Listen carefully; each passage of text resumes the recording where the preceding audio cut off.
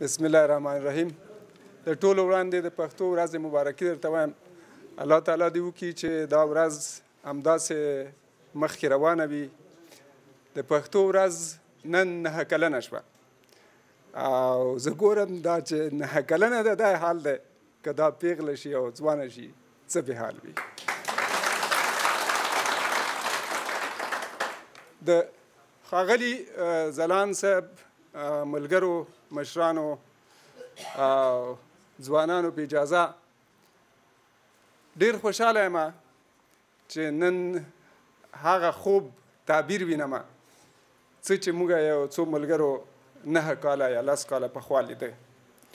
واقعي دوی نن هغه څه ترسره کړل چې موږ یوازې فکر کوو. د کمیټو درنو مشرانو چې څه واورول هغه ټول چې زما په زړه کې وو دوی څرګند کړل. لا تر هغه ډېره مننه او ستاینه یې کوم. یو وړه خبره چې په دغه ټولو کمیټو کې راڅرګندېده هغه خبره د انډوال او تناسب د ناسم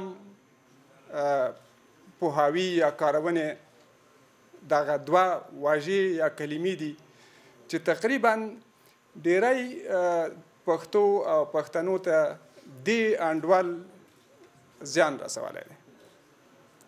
زما په نظر که انډوال په تناسب بدل شي او د نړیوالو حقوقو، انساني حقوقو، بشري حقوقو او دیني حقوقو په رڼا کې مونږ ګردو ژبو ته د تناسب له مخې نه حق ورکو دا تر انډواله غوره ده او مناسب ده. او هیله ده چې نور ملګري په خپلو ویناو کې په خپلو لیکنو کې د انډول په ځای د ژبو تناسب وکاروي. دوهمه خبره چې ډیره ضروري ده هغه دا ده چې حکومتولي یا ښه حکومتولي پرته د ډیري له ژبې که ناشونې نه ده نو ستونزمنه داسې ده لکه زموږ په هیواد کې چې ده. له بده بخته دې ته اشاره کولی شو چې مشران ناست دي دوی په پاچاهي کې ژوند تیر کړی دی د پاچاهي حکومتولي به ورته یادوي. څه ناڅه موږ هم په هغې څېړنې او لیکنې کړي. تر هغې وروسته زموږ او ستاسو په هیواد کې د نړۍ دویم ډول د حکومتولۍ یا د حکومتولۍ د مدیریت چې جمهوریت ورته وایي هغه رامنځته شو. د جمهوریت نه وروستو موږ او ستاسو سوشلیزم ته منډه وکړه. د سوشلیزم نه وروستو موږ د اسلامي مدیریت سیاسي مدیریت دوه بڼې چې اخوانیزم او شریعتي بڼه وه دې ته کې هڅې وکړې. دا د اوس په ولسواکۍ کې روان یو. خو ستره ستونزه د یو سیاستوال په ډول چې ما درکړې هغه زموږ د ناسم پوهاوي او بې عدالتي ده. په دغو ټولو نظامو کې دوی ونه شو کړی چې عدالت رامنځته کړي او خلکو ته خپل حق او حقوق ورکړي. تل چا په یو نوم، چا په بل نوم، چا د انډوال په نوم، چا د قوم په نوم، چا د ژبې په نوم ډېر واخیستل او څوک محروم شول. او دغه محرومیتونو ستونزه دغه ده چې نن موږ او تاسو سره لاس او ګریوان یو. په هیواد کې جګړه ده.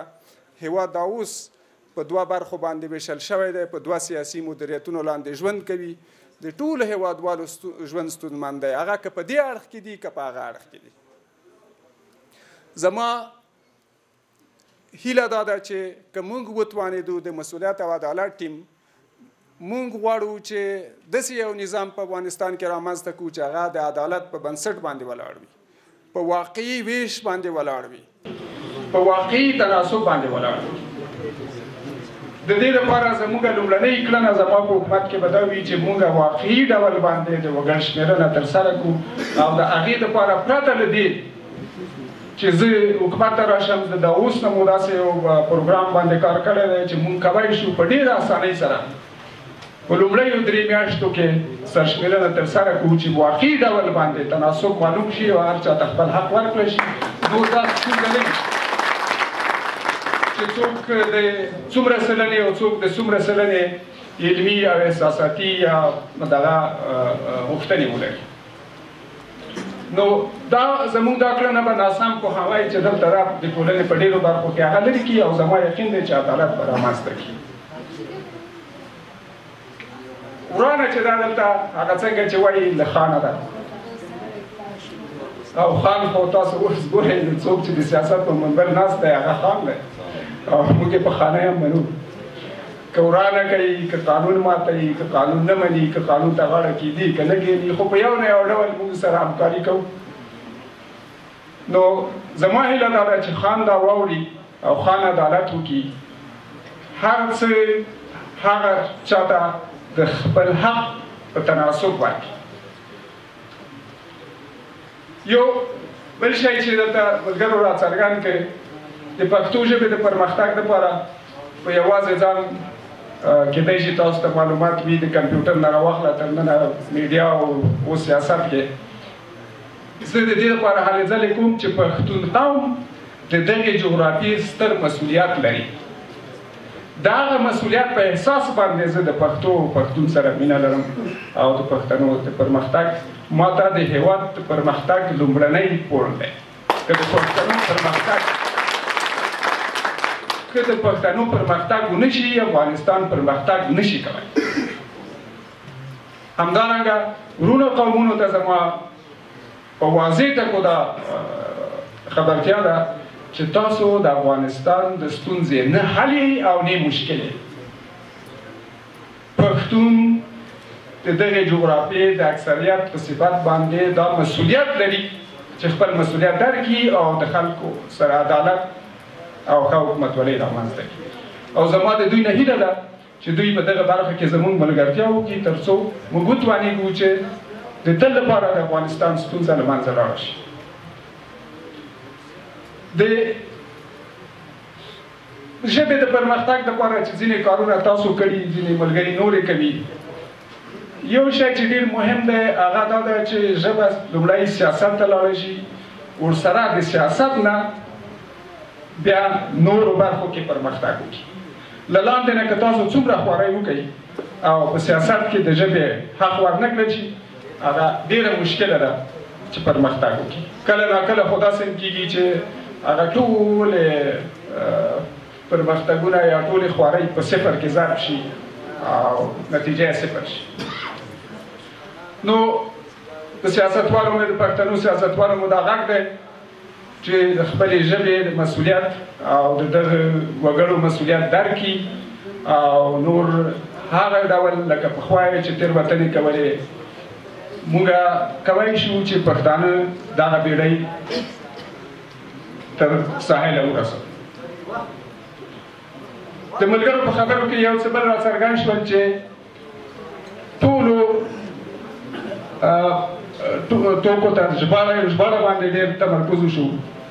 یو شی چې موږ درسره وعده کوو هغه دا دی چې تقریبا تېرو لسو کلو کې موږ هڅه وکړه چې د توکو اسانتیاو مهارتونو هغه ټولو شیانو چې د یو ټولنې د پرمختګ لپاره ضرورت دي هغه راټول کړو یو ډیټابیس کې واچوو او هغه وژباړو. دا تقریبا 85,000 کلمې دي مهارتونه دي حتی منرالونه او د هغوی کړنې پرزې دي. دا ژباړل غواړي.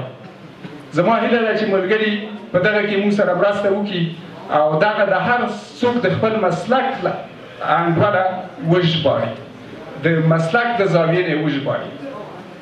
دا موږ په یو ډیټابیس کې اچوو انشاءالله چې راتلونکو څو ورځو کې به د nurrahmanliwal.com برخه وي او په هغې کې به تاسو کولی شئ چې موږ سره دې کې مرسته وکړئ. دا به پښتو ته ډېر زیات پرمختګ ورکړي او ژباړو کې به ډېره زیاته مرسته وکړي. ژباړې کره کولو کې به ډېره زیاته مرسته وکړي. بله ډېره مهمه خبره به دا وي چې که خدای تعالی وکړل تاسو موږ سره ملګرتیا وکړه او راتلونکی حکومت زموږ تر ولکې لاندې و زموږ تر واک لاندې و د عدالت سره چې ما مخکې یادونه وکړه موږ به دا هڅه وکړو چې د ژبې خبره د حکومت د مامور نه واخیستل شي. د دې صلاحیت به نه وي چې په کومه ژبه باندې تا ته څه در ولیکي. بلکې دا به د هغه سړي غوښتنه وي چې په کومه ژبه باندې ته مکتوب غواړې، په کومه ژبه باندې ته لیکل غواړې، په کومه ژبه باندې ته دوسیه غواړې. یوه ډېره اړینه خبره چې په دغه پښتو ورځې باندې راڅرګنده شوه هغه دا وه چې یو کس یو کمیټه کې وویلې چې یو سړي ته د هغه د مرګ د ژوند پرېکړه یعنې د محکمې پرېکړه په پردۍ ژبه کېږي. هغه نه پوهېږي چې زما پرېکړه څه وشوه، هلته ترجمان هم نه وي.